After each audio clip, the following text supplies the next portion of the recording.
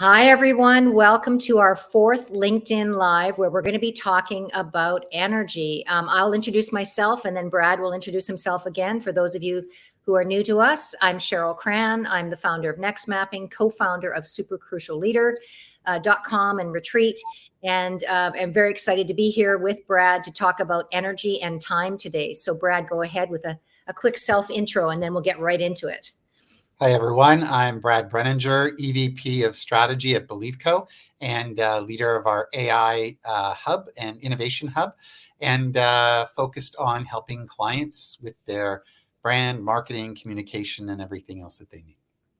Wonderful. So here we are, our fourth LinkedIn Live, and we are here to talk about energy. And this is not necessarily purely esoteric, although it's probably not talked about, I would say, in most corporate spaces, Brad, where we talk about energy from a standpoint of it's really not about time management anymore.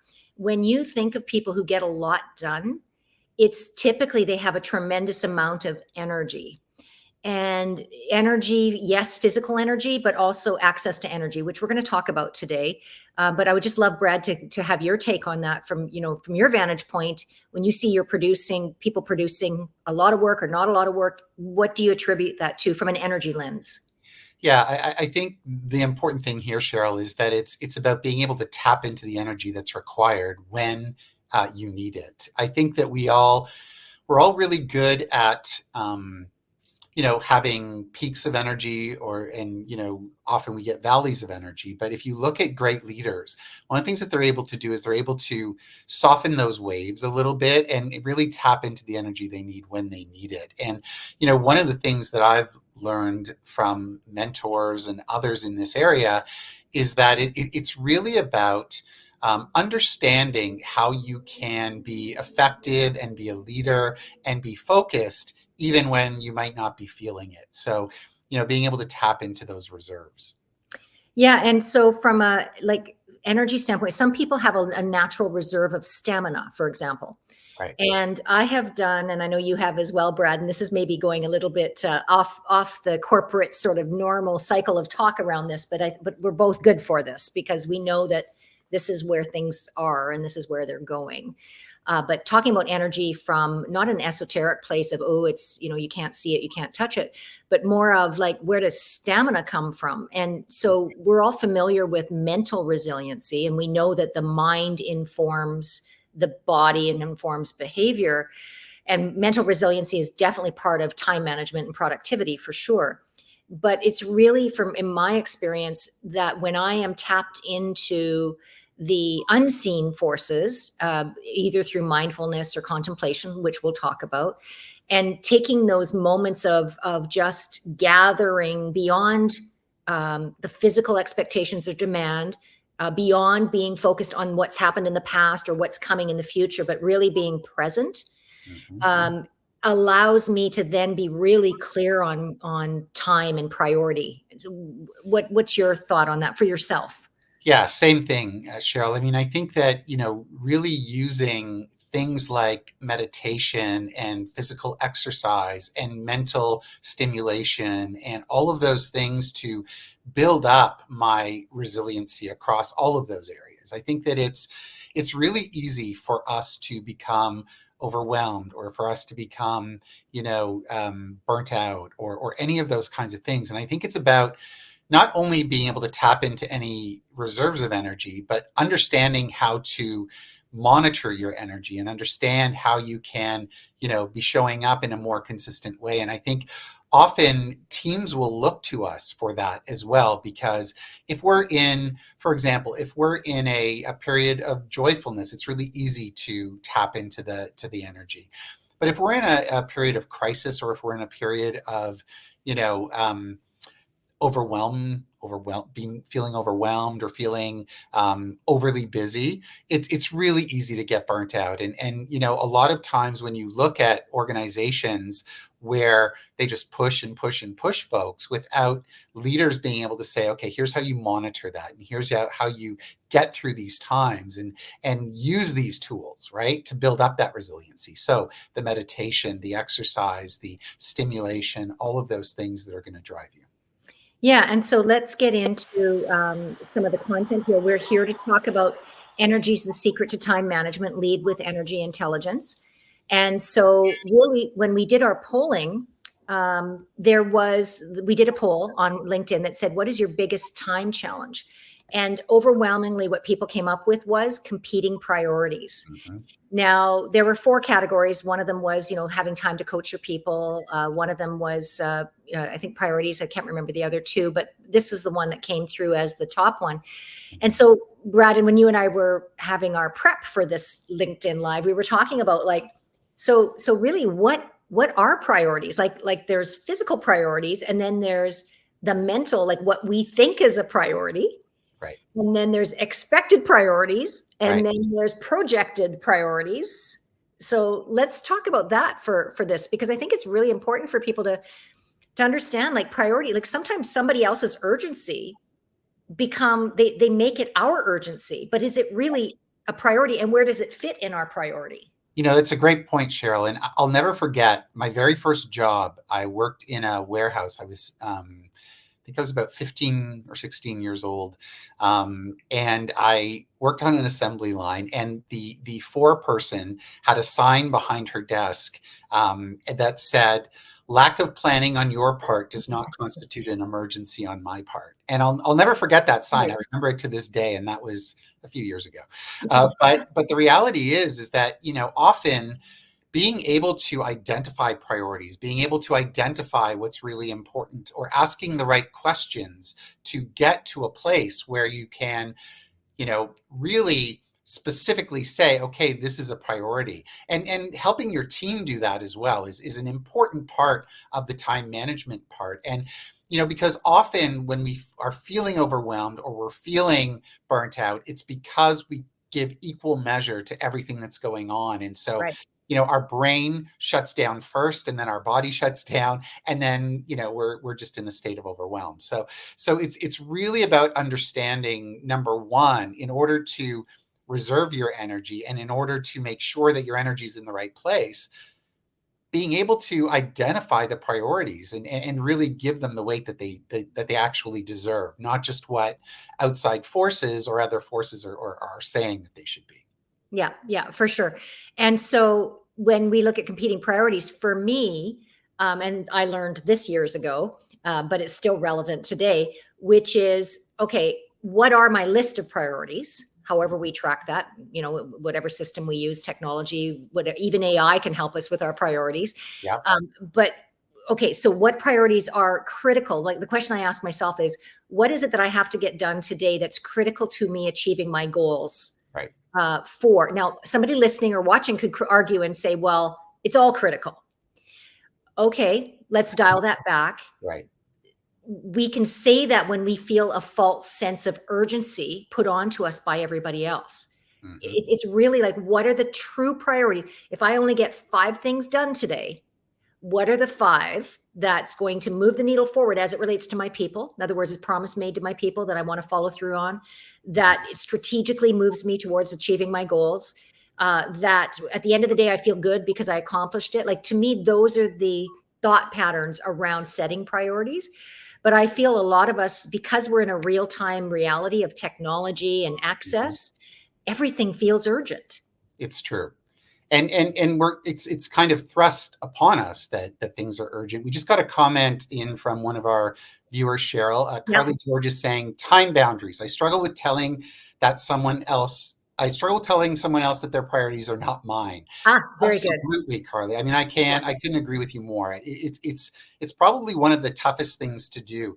One of the tools that I kind of use is I create a little bit of an energy map for myself. And Mhm. so I take a look at, Cheryl, you brought up a really good point, which is, what are the things that are most important? And the greatest example I ever had of this is that if you look at a surgeon in an operating room, there might be 6 things that happen to that patient during the course of whatever the surgery is.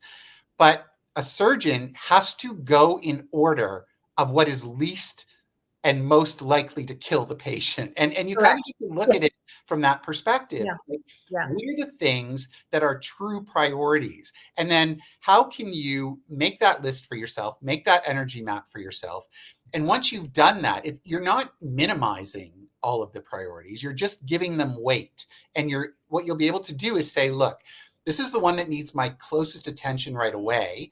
This is the one. So I'm going to put most of my energy there, and I'm going to, distribute my energy among these other ones. I'm not going to completely take them off the list.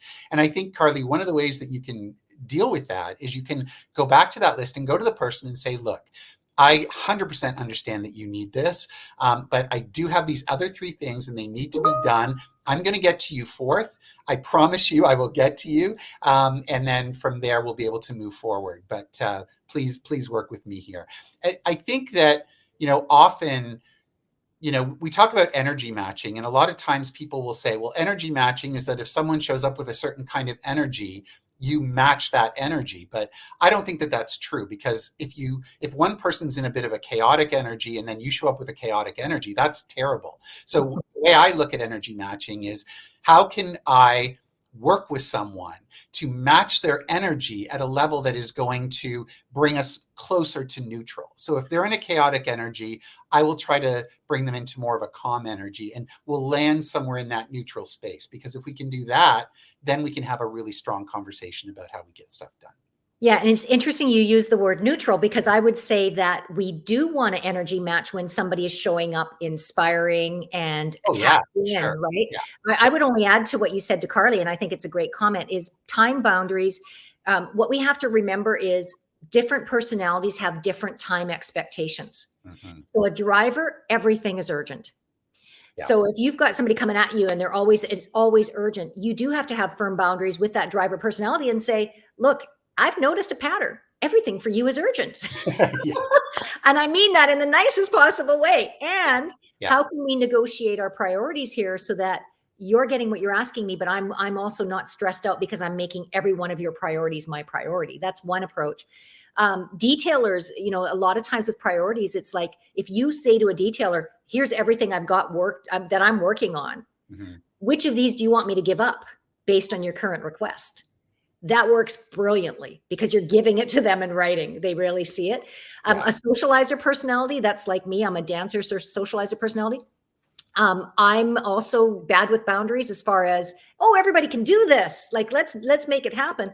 But I've gotten very good at what's reasonable, what's effective, knowing what everybody else has going on and keeping that mindful, but also then communicating expectation, which is in our presentation here, is communicating expectations. Say, look, I know I'm giving this to you. Mm-hmm. Here's the timeline. As long as I have it by next Monday, we're golden. So again, time boundaries is really about what I would call crucial conversations, mm-hmm. Really having those open dialogues around what really is a priority. Where does it fit with everything else that we've got going on? Agreed. So that's a great comment. So it's interesting, because in this literal world that we all live in, there's the difference between hours spent and energy expended, right? So for me, hours spent doesn't necessarily mean I'm working hard. It's true. Right? So a lot of people, especially in corporate, I find it's like, I have coach clients where they've said, well, I'm working overtime and that must mean I'm working harder than everyone else. It's like, well, hours spent doesn't necessarily mean that you're productive or you're being good with your time management. It just means you're spending hours. Right, Brad? It's true, Cheryl. And I think from a leadership perspective, often, when our teams are looking to us, to inspire or to help or to support or any of those things, one of the things that comes out all the time is how you show up is how they kind of take it. So if you show up efficient and quick and to the point, and you're minimizing extra energy, that is a lesson. That's a great lesson. And so I'm always checking myself to say, look, am I showing good energy here? Am I showing how I am showing up? Am I showing that I'm being productive and I'm not just, going to be there for 8 hours and do about an hour's work within that 8 hours? Right. Because when people see that, then it creates this this lowered energy of your team. One of the greatest things about high performance teams, and whether you look in sports, whether you look in corporate, whether you look in even things like gaming or whatever it might be, all high performance teams share a common thing, and that is that they use their energy in the most productive kind of way. So your phraseology there, Cheryl, about hours spent doesn't mean energy. It's really true. Look at the energy that is expended in Olympic Games, for example. Take bobsled, for example. It's what, a couple of minutes. The amount of energy that's expended it's like a burst. But the truth is that for months and months and even years before that, there's been a consistent energy. So even though you're seeing that burst of energy, the only reason that energy can burst is because a consistency has been applied for such a long time. And teams work exactly the same way. You can't just show up. You can't just show up. You have to be productive. You have to look at the expend of energy. You have to be consistent about it so that you can burst when you need to and quiet down when you need to, right? And these are all elements of energy that we have to be really aware of if we're managing teams. Yeah, and you and I both have done a lot of personal work, and I've done Eckhart Tolle, Byron Katie, Dr. Donald Epstein. I have always been fascinated with psychology of human beings, but really also about self-awareness and how I'm leveraging energy, right? So one thing I've noticed, and from a pattern, is for myself, when I am feeling low energy or uninspired, or I'm feeling, obviously it takes way longer, more energy, and takes longer to get done because my cup isn't full. Right. So, but however, if I start my day and I do my mindfulness practice that I have, and by the way, I'm not telling people you have to sit and meditate for 30 minutes because that does not work for everyone. But for me, I have a practice that, it's a standing meditation, almost like a Tai Chi plus, mindfulness activity. If I do that every morning before I start, I typically can stay centered and very productive because I'm purpose driven versus just task driven, which is really, the key for me. And then also, like this morning, this will probably irritate a few people, but I apologize in advance if I tell you this, but I was up at 5:30 a.m. to go to my 6:30 workout class, and for me that gives me energy. Right. I getting up and moving my body, yes, gives me energy. So Brad, it's such an important part of reality, Cheryl, is that energy doesn't come from nothing. Like you don't lay down for 8 hours to have the energy to be up for the next 8 hours. I mean, unless you're sleeping. But if you're just like a couch potato, that's not going to give you more energy. The expending of energy is actually a way to create more. And I think that that's an important part of how you have to look at it. It's really something that is what's the line? An object in motion stays in motion, right? Like we're all objects in motion if you think about it. And how are we using that energy? How are we applying it to all the different things that we have? You brought up something that I think is something that I share with teams all the time, and that is, you can't just be task focused. You have to have the bigger picture going on. Yep. You just, awaken in the morning and say, okay, I'm going to do this task. I'm going to get through my to-do list. I'm going to do task after task after task. That may work for a little while, but you're not fueling yourself in any way, shape, or form. So the things that you're talking about, I don't think mine would be a 5:30, 6:30 a.m. workout. I tend to work out in the evening. That's just my way of going. But the truth is that, it's these things. It's if meditation works for you, great. If yoga works for you, great. If working out works for you, great. But you need to find the things for yourself that are going to help spawn you into this place of energy where you are building a pool, where you're building a reserve, where you're building an approach, right? You're also training. You're constantly training your body like an Olympic athlete. Like being a leader is like being an Olympic athlete. If you're not training yourself, your mind, your body, your spirit, which is all the things that we've talked about through these LinkedIns, then are you really the best leader that you can be? That's what you have to ask yourself. Yeah, and let me just pause here for a moment before we keep going to say that these LinkedIn Lives are just snippets of what we share in our Super Crucial Leader retreats. And so this is just a piece of the dialogue. There are so many tips and tools and strategies and solutions that we dialogue in that format. So just a question for all of you that are listening or will be watching the recording or watching it live. What's the difference between someone who gets a lot done and someone without seeming stressed, and someone who doesn't? So in my experience, the difference is energy, that they are doing things to fill their cup. They have a perspective on life that is, more than task, which we'll get into. So what is energy intelligence or energetic intelligence? It's an awareness that, and this is where it gets a little esoteric again, so stay with us. It's an awareness that energy is actually unseen, timeless, and expansive. It's not, we can't touch it, you can't see it, you can't taste it, but it's there. It's what runs and holds everything that is on the earth and in the planet and in the universe. And what's interesting as a human, though, is energy is fueled by emotions. So Brad, you said earlier around, if I'm angry or sad, or if I'm joyful, the emotions are what. So as a leader, if I'm angry, that emotion can be actual fuel for good, because if you're angry, it means something has to change. So from a psychological standpoint, but are we displaying that anger? Or are we channeling that anger out of a self-awareness? How are we managing that emotion of anger as an energy expression?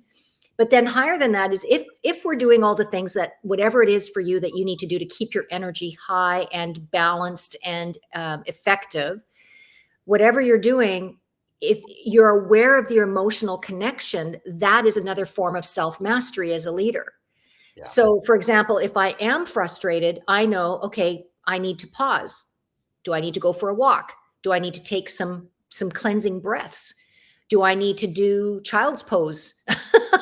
Depending on my environment, like what is going on with me right now that my energy is not the best for, supporting my team, myself. Brad, what would you say about that? Like, energy is fueled by emotions, and we can have two emotions at the same time. We talked about this when we were prepping. Yeah. 100%. Yeah. I mean, Yeah. Often we do. Often we do have multiple emotions all going on at once.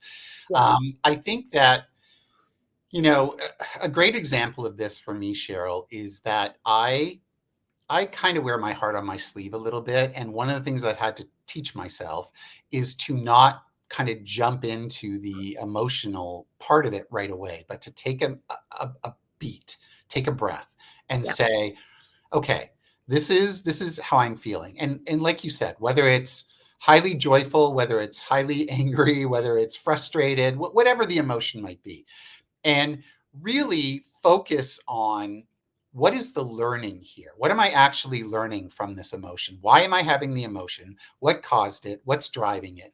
Because these are all the questions that your team is going to ask. Because if you feel a certain way about a situation, there's a really good chance that others on your team, if not your whole team, are going to feel the same way.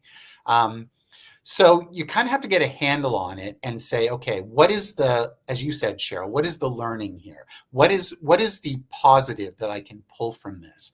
What is the teachable moment that I can bring back to the team to represent, how we can move forward from here? And I do think that leadership mastery is very much tied into energy mastery. It's you see these leaders who fly off the handle at the slightest whim, or you see leaders who, are just monotone all the time. And, a lot of times if you polled their team or asked their team, they would say, well, they're either not really inspiring, or, well, they're inspiring, but I'm kind of afraid of them a little bit, so I think that where you see the greatest leaders, it's not the leaders who are afraid to share emotion. It's the leaders who are able to share emotion, but then very quickly put it into context. And ultimately for me, those are the greatest leaders. Those are the ones who can take passion and emotion and all of these very human parts of who we are and contextualize them and meld them with the mindfulness, with the analytics of our brain in order to deliver something that is real, that is authentic, that is in context, but that is also, something that can be inspiring. Yeah, what I like about what you're saying is, and I think Brene Brown said this, like your energy makes itself known before anything else, Oh, right? yeah. So, 100%. energy intelligence is really owning how we are tapping in. Like when I say energy is unseen, timeless, and expansive, I'm going to guess that every single person connecting to this message has had those moments where you actually felt more than your human self. Yeah. So you felt timeless, you felt bodiless, you felt connected to something more than your human self. And I believe that this, as AI is ramping up and technology is ramping up, this is another very human element that AI and robots don't have, is that connection to, dare I say the word soul, like the soul of being human. And the best leaders are those that have that sense of awareness of their energy and how it impacts others. And really the difference is, are we coming from survival mode when it comes to time and priority, which is task focus, which you mentioned earlier, Brad, with your team? Or are we, because when you're tapped into that energy, and by the way, mindfulness every day reminds me of that, because we can get caught up in that, the human go, go, go, go, go, which definitely, I'm a recovered workaholic. So definitely easy to go into that survival mode and task focused versus a really purpose driven impact focus. So if I'm tied into the energetics and I'm filling my cup and I'm reminding myself that I'm more than what can be seen, then I am reminded of my purpose. Why am I here? What is my impact on people? What am I hoping to achieve? What is my legacy? What do I want to be remembered for? Those are all purpose driven questions. And your time and your priorities become, when they're shaped by that, it really becomes like, what is my why and why am I doing this? And I think another thing I heard years ago is what I'm doing today so important that I'll remember it 5 years from now? Yeah. Right. So when it comes to priority, having that lens as well can be very helpful. What are your thoughts on that, Brad?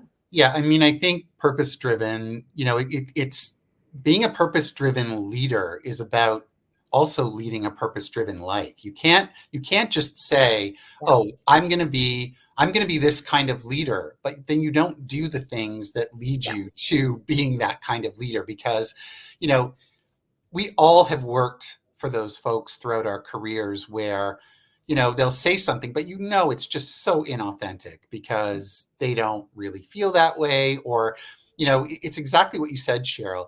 The energy shows up and the words are different than the energy. So you're feeling this energy, you're feeling the vibe, but then you're hearing these words and you're going, no, Not matching. I don't believe you at all, right? And you can't be an inspiring leader. You can't be a leader that gets a team rallying if you are not authentic, right? Authentic is one of the most important parts of being a leader in the age of AI. It really is, because there's so much information and facts out there that you can be fact checked pretty darn quickly if you're not being authentic. So you really have to tap into that piece of it. So, going back to the purpose driven, obviously Simon Sinek, Start with Why is always a great read. Read that whenever you get a chance. But really that purpose driven, impact focused is, you have to be thinking about that bigger picture. It's not that the tasks aren't important. And this goes back to what Carly was asking earlier. Yeah. There may be tasks where you have to give bad news and say, "Oh, I might not get to that right away." But if it feeds into your overall purpose-driven, impact-focused direction, then it's perfectly fine. You feel justified in doing that. You feel authentic in doing that. And the person on the other end of that energy will feel that from you. If you're just telling them, oh, you can't get to it because you can't be bothered or it's too much or whatever, they're going to feel that too. So to that point, melding these things together and, taking it from that task focus into that purpose driven, impact focused area is such an important part of how you show up. Yeah, and I think one of the ways to know where you are with this is like a self-regulating tool on this is you can feel it in your energy. It's like, frantic. I got all these things to do. And then and you're rushing from next call to next call or next task to next task. And that just having that observer self of you being able to go, wait a second, take a beat here. Cheryl, are you you're caught in that survival task trap. Again, none of this is about shaming or blaming or making ourselves feel bad. This is just all about awareness. Yeah. And so for me, I know that if I'm purpose driven and impact focused, my energy is high. I can get a lot done. Brad, I'm sure you're exactly the same, right? It's true, Cheryl. Yeah. And I think, one of the things that is true over the last several years is that it's almost like busyness has become a currency, right? Like it's like the first thing out of so many people's mouths is, oh my God, I'm so busy. Oh my God, I'm so busy. And it's almost like, when I hear someone say that, I think to myself, well, what are you busy doing? Like, not that I would judge or not that I don't think that they have a lot on their plate. It's more around, are your time management skills not great? Did you take on too much? Are you a pleaser? Did you say yes to everybody? Like, so I don't necessarily see I'm so busy as a badge of honor. Currency, a badge of honor. Yeah. What I do see as a badge of honor is, you know what? I have a lot on my plate, but I really would love to get to what you need. So tell me about it. Right? Like when people say that kind of thing to me, all of a sudden I know now that their energy focus is they might be very busy and they might have a lot on their plate. And they might be stressed out and that's fine. Right. But it's not like they're using the energy as an excuse. They're using the energy to drive them to the next thing. Well, to that point, when people say I'm busy and I do a lot of coaching, you do a lot of coaching, it's like, so my question when I'm coaching is, so let's talk about what you're busy doing. And oftentimes what they're busy doing are not related to impact focus or purpose focus. It's all about, and so it's helping them reframe that to, because I very much am conscious of not saying that, Brad, when people ask me. Yeah. Because you're right. The perception nowadays is busy doesn't necessarily mean effective.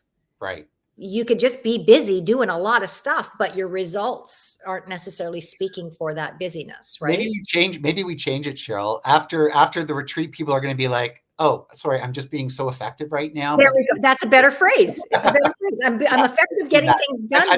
I'm just being so effective right now. And I can't say yes to what you're asking me because I'm busy being effective on these other things. I love that.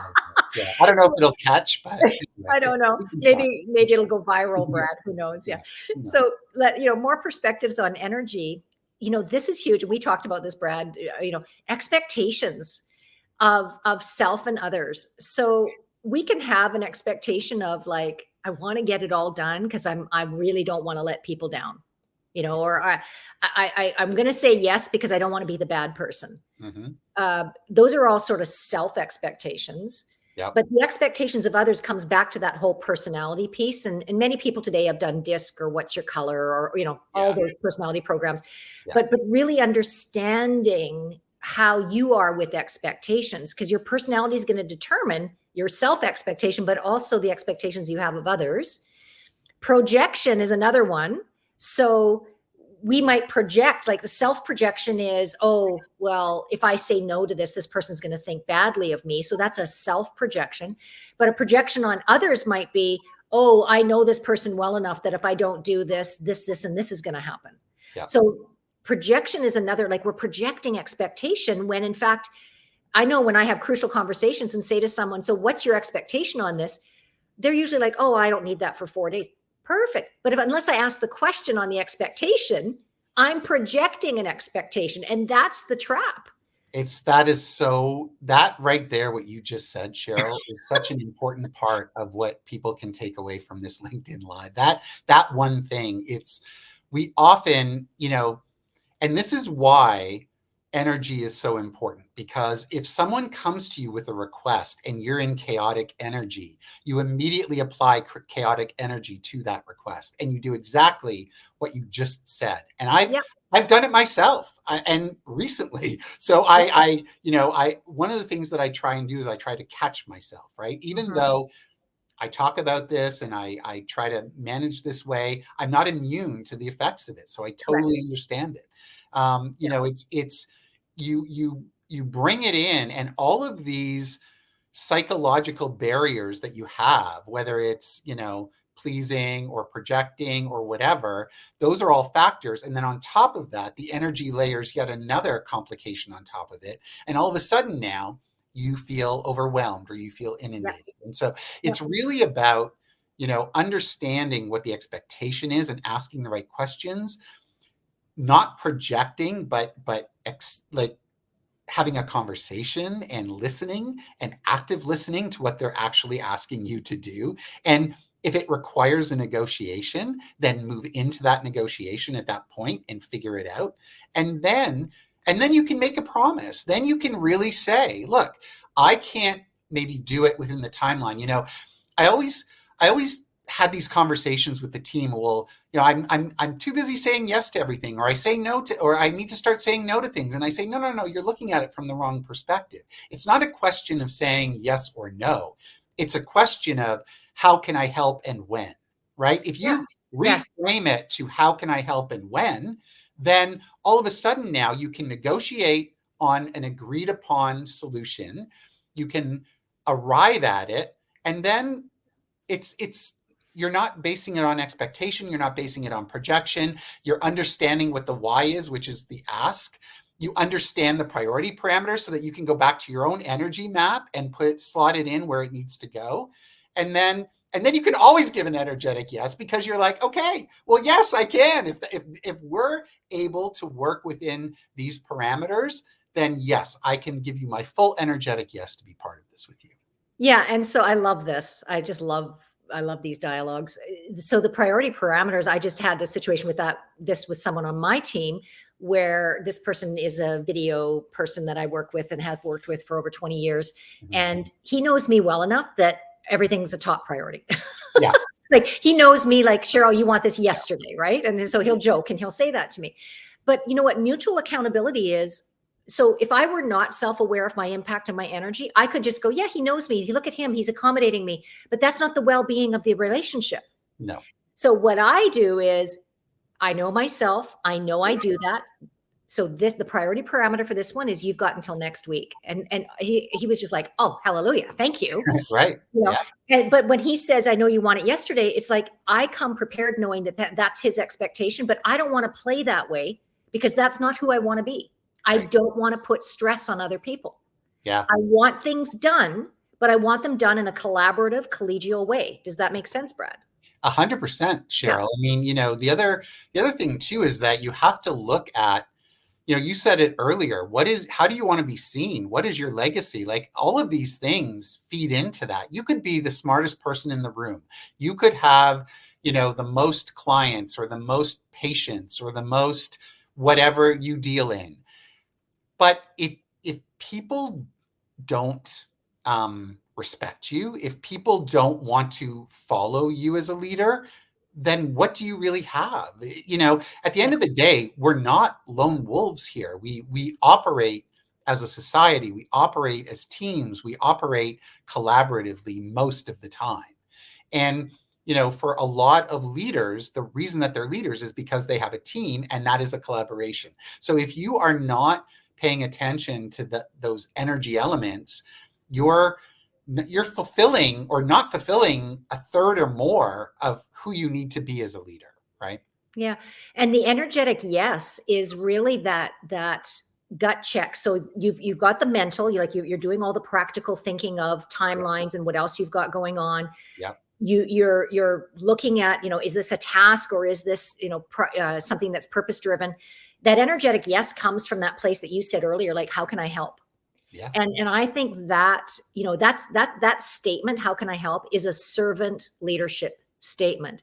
Yeah. Now, I've been at the leadership game a long time. You have been too, Brad. And I will get people who say to me, but Cheryl, if I'm always saying, how can I help, then I have no time for myself. Let me say that it's, how can I help myself through energy management Yep. to be able to give an energetic yes, so that I'm helping others. And that's the key right there, Cheryl. It's not how can I help at the detriment of my own mental health. No. It's how can I help? I mean, if you break that phraseology down, it's the how, so that you understand what is being asked of you. Yeah.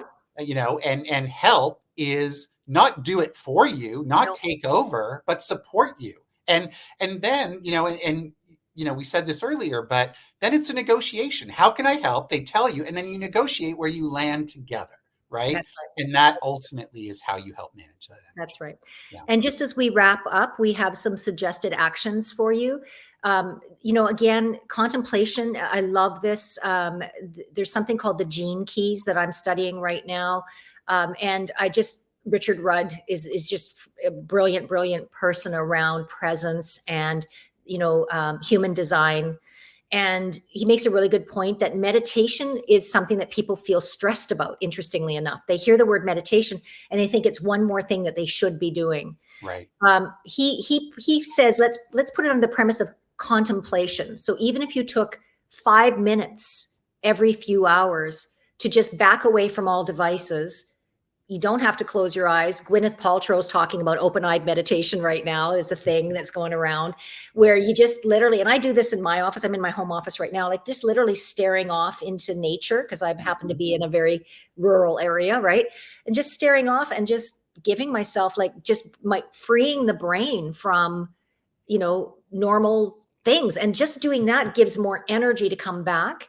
Yeah. Those mindfulness moments, you can close your eyes for those, or, even watching, like I have your nature bathing reel is best, but virtual works too. I mean, how many of you have watched a funny cat video, or, or, you've listened to an ocean, or you have, a YouTube video that you watch that just zens you out, like those moments of energy reminders.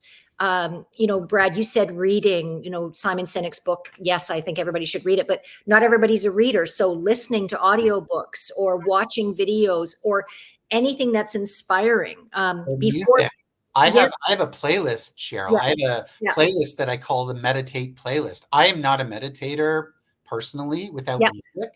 And so, if you need a catalyst, music is an incredible catalyst for it. It is. It gets you into a zone that's outside of the mental mind for sure. Yeah. Attending a retreat with energy intelligence on the agenda. I think I know of one. Do you know of one, Brett? Yeah. I think I do one too. And then finding an energy intelligent coach. Many leaders have coaches, have worked with coaches, but we are at a time now where we need coaches who get the whole big picture. They get the AI, they get the technology, they get the leadership principles, and they know what it means to lead effectively, but they also understand this energy component from a place of not woo-woo, not, esoteric out there, but from a real place of energy is the new currency of the future. I firmly believe that. Yeah. Brad. 100%, Cheryl. And for me, the idea of just being thoughtful a few minutes a day, it's really easy to get into back-to-back meetings. It's really easy to get inundated with a whole bunch of things going on. But, you need to be able to replenish yourself. And sometimes that doesn't take very long. Sometimes, like you said, you can just nature bathe or watch a funny video or listen to a piece of music, whatever that might be. The thing that it does, though, it also takes you out of your head, because as humans, it's really easy for us to get in our heads sometimes and be in the situation or the problem or the crisis. Or, sometimes we're so highly in the joy too that we don't see the eventual pitfalls that are around the corner. So, it's not always negative emotion that makes us ineffective. Sometimes overly positive emotion can make us ineffective as well. So it's about taking yourself out of the moment that you're in, putting yourself in another moment, just so that you can build that clarity of thought and then get back into it with that clarity of thought. And, again, it goes back to this idea of training yourself to do that. Like, Yeah. those Discipline. tips that Yeah. put together, pick the ones that work for you. Maybe you're not a meditator. That's fine. Pick the ones that work for you and just train yourself to Yeah. enable your mind to come out of your thoughts for a minute. You said it really well earlier, and I think we'll close off with this, which is if you're a leader, then you're invested in what that means for leadership mastery, which means energy mastery. And I highly recommend checking out Dr. Donald Epstein's book, The Seeker's Code. We've only talked surface about energy today. Yeah. There is a very wide application to what we're talking about today that could go even deeper, that we would talk about in the retreats, but there are a lot of experts out there that talk about it from a variety of angles. So I hope that everyone got value today out of this, Brad. A reminder for everyone to check out supercrucialleader.com. Yeah. If you have any questions for us, please email us through the website. And you can actually give us your email at the website, and then we can keep you on top of all of our activities that we're doing here at Super Crucial Leader. So thank you, everyone. Thanks, everyone. Thanks, Cheryl. Thanks, Brad. Thank you. Take care.